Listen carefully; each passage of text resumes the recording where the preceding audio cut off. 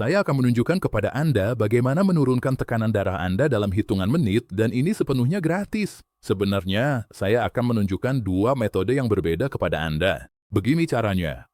Tarik napas melalui hidung selama 4 detik. Jadi, Anda akan membutuhkan semacam pengatur waktu. Dan ini adalah poin utamanya. Hembuskan napas melalui hidung selama 6 detik.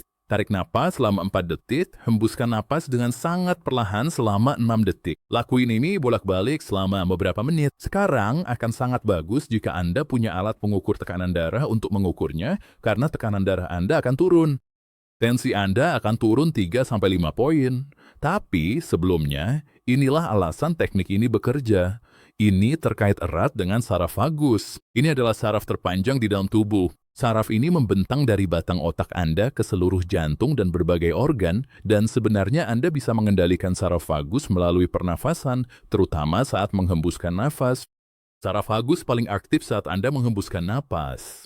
Jika Anda pernah memperhatikan bagaimana seseorang bernapas saat mengalami serangan panik atau sedang stres, biasanya mereka menghembuskan napas dengan sangat singkat, dan itulah sebabnya tidak ada pedal rem.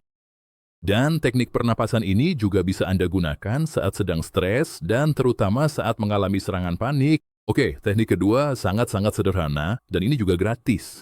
Yang perlu Anda lakukan hanyalah keluar dan membiarkan kulit Anda terpapar sinar matahari selama 10 menit. Karena saat sinar matahari mengenai kulit Anda, tubuh akan melepaskan sesuatu yang disebut nitrit oksida. Zat ini disimpan di kulit Anda dan melebarkan pembuluh darah Anda. Ini menciptakan efek vasodilatasi dan sedikit menurunkan tekanan darah Anda. Tapi ada pertanyaan yang jauh lebih besar yang harus kita pahami tentang apa sebenarnya yang menyebabkan hipertensi, dan ketika Anda didiagnosis, Anda sebenarnya sudah berada di tahap yang sangat-sangat terlambat dari rangkaian kejadian tersebut. Hal yang cukup menarik tentang tekanan darah tinggi adalah bagaimana cara didiagnosis. Sebelum tahun 2017, hipertensi tahap 1 dimulai dari 140/90, tapi sekarang dimulai dari 130/80. Pada tahun 2017, dalam semalam 4 juta orang tambahan mulai menggunakan obat untuk tekanan darah tinggi. Tentu saja, bahaya dari hipertensi adalah Anda berisiko terkena stroke, serangan jantung, dan masalah lainnya. Setelah Anda didiagnosis, Anda akan mulai mengonsumsi obat selama sisa hidup Anda. Topik yang jarang dibicarakan adalah apa yang menyebabkan hipertensi saya, apa yang bisa saya lakukan untuk memperbaikinya, dan apa yang memicunya sejak awal. Sekarang, jika kita mundur selangkah sebelum hipertensi, arteri mulai mengeras. Sebelumnya, ada tes luar biasa yang seharusnya dilakukan, yaitu tes kecepatan gelombang nadi yang mengukur seberapa kaku arteri Anda. Dan menurut saya, sangat bijaksana untuk melakukan tes screening yang dapat memprediksi tekanan darah tinggi sebelum benar-benar muncul. Dengan cara ini, ketika kita mundur, kita sampai pada kondisi prahipertensi dan kemudian ke kondisi pra-prahipertensi, dan beberapa orang melihat kondisi prahipertensi sebagai, saya belum punya tekanan darah tinggi, jadi saya baik-baik saja, jadi saya akan menunggu. Tidak, itu tidak bekerja seperti itu. Ini hanya menunjukkan di mana posisi Anda dalam rantai peristiwa dan kemana Anda akan menuju. Anda tidak ingin mengabaikan hal ini. Anda ingin melakukan sesuatu tentang hal ini. Ini adalah petunjuk kecil bahwa Anda mungkin ingin menyelidikinya lebih dalam. Tapi sayangnya, sistem kesehatan kita nggak melakukan hal itu. Anda diberikan obat untuk menurunkan tekanan darah, tapi sebenarnya tidak menyentuh akar penyebabnya. 90% dari hipertensi disebut sebagai esensial. Apa artinya ini? Artinya penyebabnya tidak diketahui, penyebab yang tidak diketahui. Kemungkinan besar karena hanya 1,9% dari seluruh penelitian di bidang kesehatan yang dilakukan terkait faktor gaya hidup, sebagian besar penelitian dilakukan dengan obat-obatan farmasi. Jadi, banyak penelitian dilakukan untuk mencari tahu obat mana yang bisa menurunkan tekanan darah Anda, bukan bagaimana menemukan akar penyebab tekanan darah tinggi itu sendiri. Anda tidak bisa mematengkan hal ini, dan hal besar yang perlu Anda sadari adalah ketika Anda menurunkan tekanan darah, sebenarnya Anda tidak memperbaiki pengerasan arteri. Lalu, apa yang biasanya terjadi sebelum pengerasan itu? Biasanya, kadar insulin yang tinggi, dan insulin adalah hormon yang membantu mengatur gula darah. Jarang sekali diuji, tetapi ada banyak data yang menunjukkan bahwa ketika Anda meningkatkan kadar insulin, seperti pada peningkatan insulin kronis, hal itu dapat menyebabkan pengerasan arteri. Selain itu, ketika insulin meningkat, Anda akan menahan natrium. Menarik. Jika Anda menahan natrium, Anda juga menahan cairan, sehingga volume cairan dalam tubuh menjadi lebih banyak. Itulah sebabnya salah satu obat tekanan darah tinggi yang paling populer adalah diuretik untuk membuang cairan, karena diasumsikan ada terlalu banyak natrium di sana. Jika seseorang menyarankan Anda untuk mengurangi natrium, saya sangat menyarankan Anda mempertimbangkan opsi untuk meningkatkan kalium Anda. Karena ketika Anda mengurangi natrium, volume cairan juga berkurang dan ada berbagai gejala yang terkait dengan natrium rendah, seperti kelemahan otot, kelelahan, dan peningkatan kortisol. Dan sayangnya, kalium hanya tersedia dalam bentuk tablet 99 mg. Tubuh kita membutuhkan 4.700 mg kalium setiap hari, karena salah satu hal yang dilakukan kalium adalah membantu melunakkan arteri. Dan jika kita berbicara tentang insulin, jika kita melihat satu langkah sebelumnya, sekarang kita sedang membicarakan pemicunya. Apa yang membuat insulin meningkat? Di sini, pate olahan. Ini juga akan menyebabkan Anda menahan natrium. Itulah sebabnya seseorang yang prediabetik atau diabetik bisa menahan banyak cairan di bagian bawah kaki dan pergelangan kakinya. Pemicu lain, dan di sini kita sedang membicarakan akar penyebabnya, yaitu stres kronis. Stres juga menyebabkan arteri menyempit dan stres juga mengaktifkan tekanan darah Anda. Mari kita juga bahas tentang magnesium yang rendah. Ini juga bisa memicu tekanan darah tinggi. Magnesium adalah mineral utama untuk membuka kalsium pada otot polos di sekitar arteri. Magnesium membantu menurunkan tekanan darah Anda, dan pikirkan salah satu obat utama untuk tekanan darah. Obat itu disebut penghambat saluran kalsium. Nah, magnesium adalah penghambat saluran kalsium alami. Itulah sebabnya magnesium memungkinkan kalsium keluar dari arteri dan membuat otot menjadi rileks. Ini mengurangi tekanan. Jika Anda kekurangan magnesium, biasanya orang akan mengalami ketegangan otot. Tentu saja, kram kaki atau kram pada telapak kaki yang membangunkan Anda di tengah malam adalah tanda otot yang tegang di sini. Dan tentu saja, gula rafinasi dan stres menguras magnesium. Mereka juga menguras kalium. Pemicu besar berikutnya dari hipertensi adalah sleep apnea, dan sleep apnea benar-benar mengganggu tidur Anda.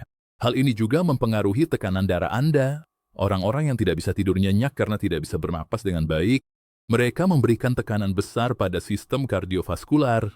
Peradangan adalah penyebab utama lain dari hipertensi. Ini bisa disebabkan oleh hal-hal seperti terlalu banyak makan junk food atau kurang tidur. Merokok menyebabkan peradangan pada arteri. Selain itu, paparan sinar matahari juga kurang. Itulah sebabnya Anda terus-menerus berada di dalam ruangan. Anda tidak terpapar sinar matahari. Matahari sebenarnya memberikan manfaat yang luar biasa bagi arteri. Salah satunya adalah nitrit oksida, yang lainnya adalah inframerah, dan satu lagi adalah vitamin D. Dan jika Anda duduk di bawah lampu neon sepanjang hari, ini akan mempengaruhi tekanan darah Anda. Kita udah membahas tentang rasio natrium dan kalium. Itu sangat-sangat penting untuk menormalkan tekanan darah Anda. Hanya gaya hidup yang tidak aktif aja udah bisa meningkatkan tekanan darah Anda. Tubuh kita emang dirancang untuk bergerak dan olahraga sangat penting untuk membantu seseorang menurunkan tekanan darahnya. Kita akan membahas hal ini. Dan tentu saja, obesitas adalah faktor lain dalam tekanan darah. Jika lingkungan Anda bermasalah, segala hal lainnya juga akan ikut terganggu. Ini seperti akuarium ikan. Kalau airnya kotor, ikan akan sakit. Anda bisa aja memberi mereka makanan terbaik. Anda bisa mengobati setiap gejala, tapi kalau airnya tetap beracun, tidak ada yang akan sembuh.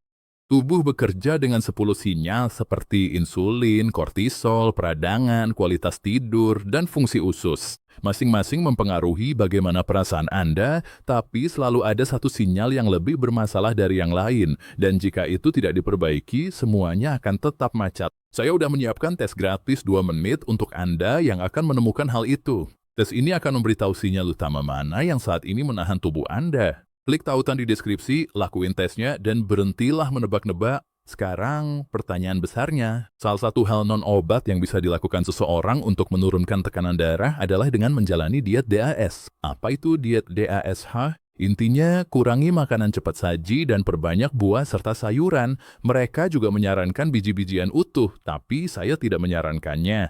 Mereka menyarankan unggas, ikan, batasi daging merah, serta lemak jenuh rendah dan rendah lemak. Pokoknya, saya ingin Anda tahu bahwa diet DASH dan pengurangan natrium bisa menurunkan tekanan darah Anda hingga 11,5 poin. Ada banyak diet lain yang belum diteliti, dan hanya karena belum ada penelitian bukan berarti diet lain tidak bisa membantu Anda. Saya hanya ingin menekankan hal itu. Kalau Anda melihat penelitiannya, itulah yang dikatakan oleh diet DASH ini. Sekarang, obat hipertensi pada umumnya bisa menurunkan tekanan darah Anda antara 8 hingga 12 poin. Mungkin sedikit lebih banyak daripada diet ini, tapi itu datang dengan satu paket. Ini disebut polifarmasi. Anda menggunakan banyak obat berbeda dan sebenarnya Anda tidak benar-benar tahu mana yang menyebabkan apa. Tapi alasan saya membuat video ini adalah untuk menunjukkan hal-hal lain yang mungkin bisa Anda lakukan dengan bekerja sama dengan dokter Anda untuk perlahan-lahan menghentikan obat dan menambahkan beberapa hal lain ini. Peringatan saya di sini adalah jangan menghentikan obat Anda tanpa bantuan dokter Anda. Karena Anda mungkin udah berada di titik di mana ada kerusakan organ, dan itu tidak bisa dipulihkan. Sayangnya, jika Anda sudah terlalu jauh dalam rangkaian peristiwa ini, Anda tidak akan bisa membalikan masalah tekanan darah ini. Dalam situasi seperti ini, Anda mungkin memang perlu menggunakan obat. Tapi menurut saya, kenapa tidak mencoba menurunkannya dari awal? Dan juga, Anda tidak mendorong teman dan keluarga Anda untuk melakukan sesuatu tentang tekanan darah ini lebih awal. Jadi mungkin mereka nggak harus berada di posisi Anda sekarang. Sebuah mesin CPAP, jika Anda menderita sleep apnea, dapat menurunkan tekanan darah Anda sebanyak 5 hingga 10 poin. Ini menunjukkan betapa pentingnya tidur untuk tekanan darah Anda. Sekarang, mari kita lihat olahraga. Penurunan tekanan darah sebesar 4 hingga 9 poin. Itulah sebabnya olahraga teratur sangat penting. Lihat yang satu ini. Bawang putih bisa menurunkan tekanan darah Anda sebanyak olahraga. Lalu kita bicara soal asupan kalium. Mendapatkan cukup kalium, makan alpukat, makan sedikit salad, bisa menurunkan tekanan darah Anda sebanyak 4 hingga 8 poin. Mengurangi natrium bisa menurunkan 2 hingga 8 poin. Ketika kadar natrium dalam tubuh kita turun terlalu rendah, banyak masalah bisa muncul. Masalah otot, kelelahan, dan gangguan tidur. Jadi menurut saya, hati-hatilah saat Anda mulai terlalu banyak mengurangi natrium. Teh hibiscus turunkan tensi 5 hingga 7 poin. Diet DASH rendah natrium aja udah cukup, turun 5,5 poin. Seperti yang saya sebutkan sebelumnya, bernafas yang sepenuhnya gratis. Itu bisa menurunkan tekanan darah sekitar 3 hingga 5 poin, dan magnesium juga bisa menurunkan 3 hingga 5 poin sekarang. Jadi, dosis terapeutik magnesium glycinate adalah 600, 800, atau 900 mg. Dengan cara ini, Anda akan mendapatkan penyerapan terbaik. Dan magnesium, mungkin pada dosis terapeutik itu bisa lebih tinggi dari ini.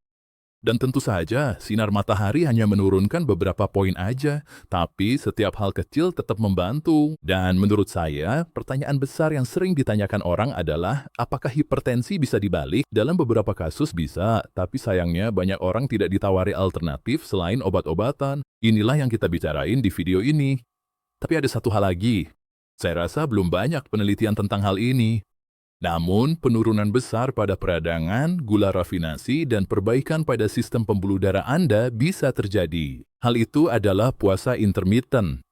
Jadi, saya sangat menyarankan Anda menonton video ini, menggabungkan diet rendah karbohidrat dengan puasa intermittent, dan menemukan semua detailnya di sini. Coba lihat yang satu ini.